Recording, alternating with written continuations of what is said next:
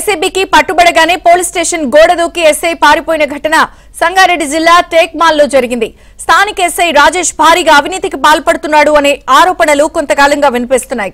దీంతో బాధితుల ఫిర్యాదుతో రంగంలోకి దిగిన ఏసీబీ అధికారులు ఎస్ఐ రాజేష్ ను పట్టుకునే ప్రయత్నంలో ఆయన పోలీస్ స్టేషన్ గోడ దూకి పారిపోయాడు. అతన్ని వెంబడించిన సిబ్బంది ఎట్టకేలకు పట్టుకుని అదుపులోకి తీసుకున్నారు. మరోవైపు ఎస్ఐ రాజేష్ ను ఏసీబీ అధికారులు అరెస్ట్ చేశారు అనే విషయం తెలుసుకున్న స్థానికులు బాణాసంచా కాల్చి సంబురాలు చేసుకున్నారు.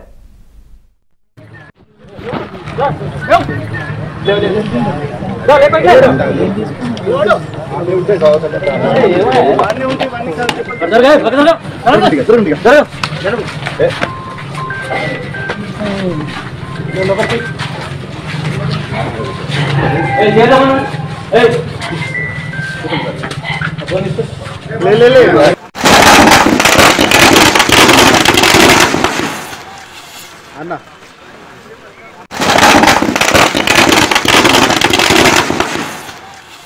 అన్న